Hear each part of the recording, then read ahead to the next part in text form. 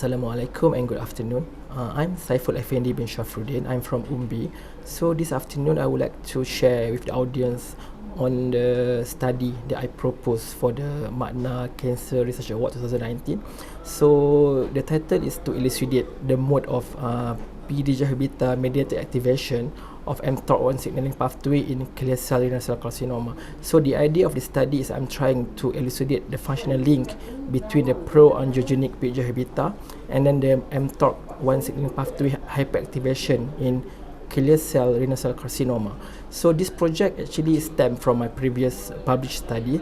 And before I move into the details of the presentation, I would like to give a flavor to the audience what is clear cell renal cell carcinoma. So actually the clear cell renal cell carcinoma is the account for 75% of kidney cancer cases. So this is the main type for kidney cancer, and there are several hallmark features of CCRCC, which what we normally call. So the first one is 90% of the genetic alteration in CCRCC is due to VHL inactivation, and then it has accumulation of fat and glycogen in the cytoplasma, and then it has an extensive network of blood vessel, which is due to upregulation of pro-angiogenic factors, in which PDGFB is one of the pro-angiogenic factors. And then it has mTORC signaling pathway hyperactivation, which to date is still not known what is the factor that contribute to the hyperactivation of mTORC signaling. And in fact, the approved treatment for CCRCC are those to target this angiogenesis, the blood vessel formation, and also the mTORC signaling pathway. So I just want to touch a little bit on the VHL HIF alpha pathway, because HIF alpha, it was awarded, the researcher who studied HIF alpha, the hypoxia, awarded the Nobel Prize winner last year. So actually VHL is a tumor suppressor gene. So actually it functions to sense oxygen. So whenever there's oxygen, it will put hydroxylation on HIF alpha, so it got degraded. But whenever the oxygen is low, so then the HIF alpha, they won't get any hydroxylation. So what happens is that the VHL cannot recognize HIF alpha, and then it will accumulate in the cytoplasma and get into the nucleus. Then it's gonna activate expression of gene that involved for the adaptation for the cells in the hypoxic, whereas low oxygen level. But whenever VHL is not around, whenever it's inactivated, so the HIF2 alpha, even though it got hydroxylated, it cannot be recognized by VHL because it's not there. So you got the accumulation of HIF alpha, which subsequently lead to the upregulation of program that will promote tumorigenesis. Let's say, for example, increase in angiogenesis, meaning that you have to increase the blood vessel formation so that oxygen can come in. This is the cancer cells like this kind of stuff, change in the metabolism, how they utilize the oxygen. So this condition will favor the formation of cancer, actually kidney cancer. So despite it's known that VHL is the main culprit, the gatekeeper for CCRCC formation and progression, but to date the approved treatment are still not satisfactory. So they have the angiogenesis inhibitor, they have the mTORC signaling inhibitor, they also have the immune checkpoint inhibitor like the nivolumab, and also the HIF2 alpha inhibitor. But the patient, the response still far from what is the ideal response that you want from in the patient. So why the treatment are not satisfactory? So first is the genetic heterogeneity. When you have the tumor and when you cut the tumor into pieces, they have different mutation profile. Then it will be difficult if you have a kind of like one type of treatment that target specific mutation or specific pathway. And that's why people now try to move into targeted therapy. So meaning that you're gonna give a therapy that only will be beneficial for a particular set of patients. So you look into the genetic background, the mutation, and then you're gonna give a tailored treatment for them. So but in kidney cancer, the genetic heterogeneity is very high. So that's why sometimes it's not the treatment is not efficient. And of course, there's a rapid development of therapeutic resistance. So when you give the drug, that after like a year or two, or maybe even like 6 months, the patient just develop resistance, acquired resistance. And another the difficulties with the kidney cancer is that it's asymptomatic at the early stage. So meaning that the patient do not know it has kidney cancer. But like when they got diagnosed, then the cancer already spread to the body. So normally cancer at an advanced stage is very hard to treat, and then it's highly mortal. So this is kind of difficult. Let's say when you present yourself to the hospital, and then the cancer already like mets to metastasis to the liver, brain, and the lung. So this is the problem in kidney and CCRCC, kidney cancer. So then to make the story short, so in back when I did my PhD, so we are trying to find a molecular network, that novel network that might important for CCRCC progression. So we found this gene TF, transcription factor, called KLF6. So we interrogate the function, so we knock it out, and then we found that when you knock out KLF6, it kind of inhibit the growth, make the cells grow slower, both in vitro, in the petri dish, and also in the mouse. So you can see that the tumor is smaller when you knock out KLF6. Even that when you inject the cells into the vein of the mouse, so it didn't localize to the lung, meaning that it reduced the metastatic potential of the cells. So that's why we are excited about the data, because we found this like TF that play important role in supporting CCRCC pathogenesis. Then we look into the mechanism, okay, what is going on.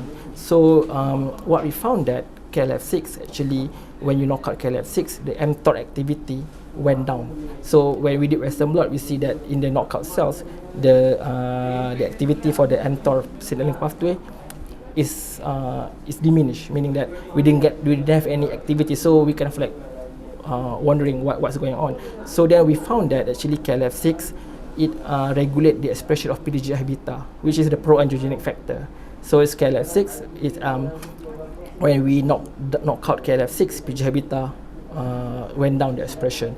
So then we found that when we give back KLF6 to the cells, the PDGFB-beta expression going up. So because the PDGFB-beta is a known agonist for mTOR signaling pathway, but not in kidney cancer. So then we found that when we give back PDGFB-beta to the cells, so we can increase the mTOR activity. So then at the end of the study, so we proposed a model that we found that KLF6 is a center of like the three hallmark features of kidney cancer, regulating the lipid metabolism. I didn't touch about lipid metabolism, but KLF6 in the center, so it regulates mTOR signaling pathway, pro-angiogenesis, and also mTOR signaling pathway. So that we have this model, but we didn't we didn't study it in further details back during my PhD. So then the next question, because whenever you do research, so of course when you got a data, you got a finding, you always come with like 3 or 4 more questions, like why, what if, how. So then we ask ourselves, okay, if KLF6 regulate PDGFB-beta, and if kidney cancer do have high expression of PDGFB-beta, whether this PDGFB-beta is secreted out of the cells. So we do not know whether it's secreted out to the out of the cell into the environment. So maybe kidney cancer cells can secrete it out to the environment, and then this can be received by the neighboring cells. So then this can activate the mTOR signaling pathway in these neighboring cells. So that's how because cells need to communicate, because like one cells might send all these like factor like auxiliary for it so that their friend can also grow faster, can be more aggressive and so on. So then that's our research question. So whether kidney cancer cells actually secrete the PDGFB-beta out to the environment, and then whether it will be taken up by the neighboring cells. So that's called paracrine signaling. So one cell secrete the growth factor, the factors out, and then it will be received by the neighboring cells, and then it can do will be beneficial for them to grow, and also autocrine. So meaning that the cells take it up for itself. Like you have the loop. And yeah, so that's the research question for this MAKNA project. So so the objective is first to assess whether CCRCC could secrete the PDGFB-beta into the environment. And then the second one is to determine whether when you target KLF6 and PDGFB-beta, whether this can affect the secreted PDGFB-beta level, meaning that if you knock down PDGFB-beta or you overexpress it, whether you can have whether this can affect the amount of secreted PDGFB-beta into the environment. And then the third objective is to test whether this secreted PDGFB-beta could activate mTOR signaling pathway, So meaning that, okay, you have PDGFB secreted by one cells, whether this secreted PDGFB can bind to another kidney cancer cells in the environment and also activate the mTOR signaling pathway. So to achieve this objective for the first one, what we're gonna do is this quite straightforward. So we have a panel of CCRCC cell line. So we have at the moment like 6 CCRCC cell line. So we're just gonna grow the cells in the serum-free media, and then we're just gonna collect the media, the cell culture media, and then we're gonna process it, and then we're gonna run a Western blot to PDGFB Western blot to see whether you get the band for PDGFB. And also we're gonna do PDGFB ELISA, which is more sensitive way to measure and quantify the amount of the concentration of PDGFB inside the media. So if we manage to detect PDGFB in the media, this kind of like answering our first question, whether kidney cancer cells can actually secrete this out to the environment. So imagine if we have a patient that the tumor, so if it can secrete this PDGFB out, we can use it as a diagnostic to see whether if the patient might have high expression of PDGFB or low expression of PDGFB. Then we can also use this as a tool to predict whether this patient might respond well to the angiogenic path inhibitor, like the PDGFB receptor inhibitor. So that's the first objective, just to assess whether the cell actually secrete out to the environment, meaning to the cell culture media. And then the second one is we're gonna employ the CRISPR gene editing technology. So we're gonna target the KLF6 in the cells and also PDGFB in the cells. So we're gonna have two sets. The first is KLF6 knockout cells, and also KLF6 overexpressed cells, and also PDGFB knockout cells, and also PDGFB overexpressed cell. So what we're gonna do is we're gonna take media from these cells and do the same Western blot and the ELISA. So the hypothesis here is that the cells that we have knockout of PDGFB, they might secrete lesser amount of PDGFB into the environment. So this is going to validate our finding that the cells actually secrete PDGFB into the environment. And then if we have overexpression of PDGFB, we give more PDGFB to the cells, and then whether you can have more PDGFB secreted into the cells. So this is the second objective. So to determine whether if you target these two genes, KLF6 and PDGFB genetically, whether this can affect the secreted PDGFB level into the media.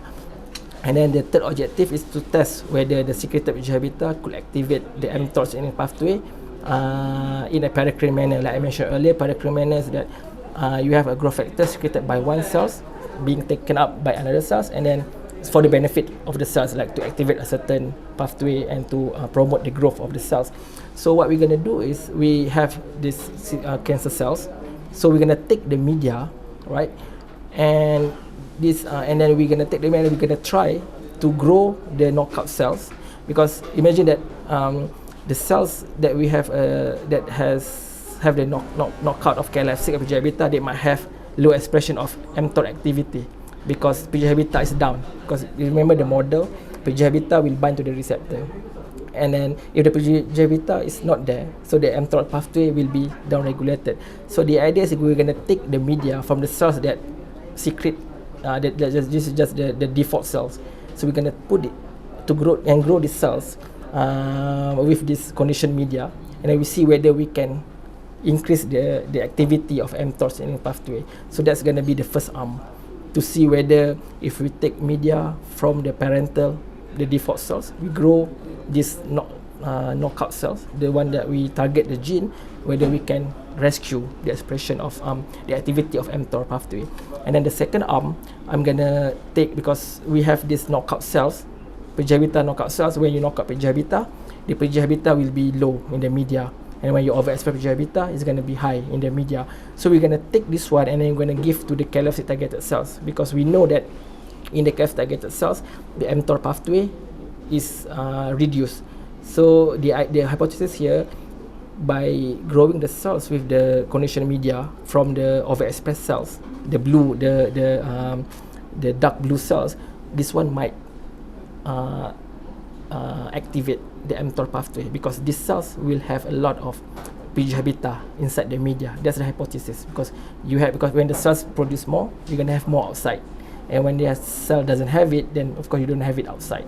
So we're gonna take this condition media and we're gonna grow it by using this media and see whether, because the PG habitat will be inside the cell culture media, and then we're gonna do a Western blot, because Western blot is what we're gonna use to test the activity of the mTOR signaling pathway. And of course we're gonna do phenotypic assay to see whether if you have more mTOR pathway, maybe the cells grow faster. Activation of mTOR, the cell gonna grow faster and so on. So, and then this is my last slide. So what's the significance of this study? So like I mentioned earlier, there are 4 hallmark features of kidney cancer. So hyperactivation of mTOR pathway, and then the upregulation of blood vessel formation, angiogenesis. And then from this study, we should, the mTOR pathway activation is remain elusive. People do not know why kidney cancer patient have high activation of mTOR pathway. So this possible mechanism why kidney cancer patient might have activation of mTOR pathway, because the cells produce PG habitat, which is going to continuously activate this mTOR pathway, and then this is going to be the first to function to link, because the different features. So we're going to directly link between the pro-angiogenesis, the blood vessel formation, and the mTOR pathway, because this is 2 features that are very important. Like I mentioned earlier, there's a drug approved to target these 2 pathway, angiogenesis and mTOR pathway. And then of course this is going to lay a foundation for a larger validation study using clinical sample, because now we're just going to use cells in vitro model. So now maybe if we got a very promising data, so we can propose a new project, propose to apply for a new grant, so that we can take a blood, for example, from a kidney cancer patient, and we can actually quantify the amount of PG habitat in the blood. So the idea is that if they have high expression of PG habitat, they might have high expression of mTOR activity. So this is going to be the third significance of this study. And then the last one is, this is going to pave the way for future development of novel diagnostic tool and also treatment predictive tool. So if the patient has high PG habitat, they might be maybe respond better towards PG habitat inhibitor and also mTOR inhibitor if there's a link there. So maybe we can also give them a combinatorial treatment, both PG habitat and also the mTOR signaling pathway inhibitor. So these are 4 of the significant of studies. And then with that, I would say thank you to Academy of Science Malaysia, also MAKNA, for providing me the grant, generous grant to do this exciting project, and also to UMBI, the institute that I'm currently working, and also to UKM. So with that, thank you so much.